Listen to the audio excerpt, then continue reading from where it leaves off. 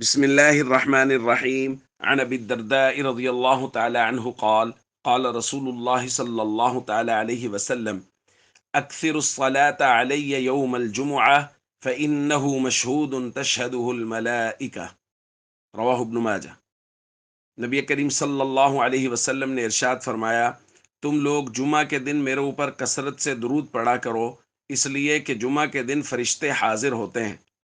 پھر فرمایا، وَإِنَّ أَحَدًا لَّن يُصَلِّيَ عَلَيَّ إِلَّا عُرِضَتْ عَلَيَّ صَلَاتُهُ حَتَّى يَفْرُغَ مِنْهَا، اور جو شخص بھی مجھ پہ درود پڑھتا ہے اس کا درود اس کے فارغ ہوتے ہی مجھ پر پیش کیا جاتا ہے۔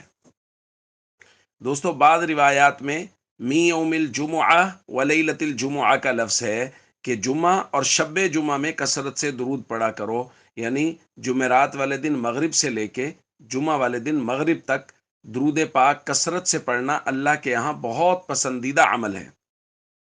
اور کچھ دنوں کے بعد، کچھ ہفتوں کے بعد کوشش کی جاتی ہے کہ جمعہ والے دن درود پاک کی فضیلت پر درس بھیجا جائے، تاکہ ہم لوگ اس عمل کو پابندی سے کرنے والے بن جائیں اور استحضار کے ساتھ کرنے والے بن جائیں۔ اس لیے عام دنوں میں بھی درود پاک کا باقاعدہ معمول رہنا چاہیے، اور اس کے فضائل ہم پہلے ذکر بھی کر چکے ہیں، لیکن شب جمعہ اور جمعہ والے دن باقاعدہ کثرت کے ساتھ درود پاک پڑھنے کا حکم ہے، اس لیے ہمیں اس حکم پر عمل کرنا چاہیے۔ السلام علیکم ورحمۃ اللہ وبرکاتہ۔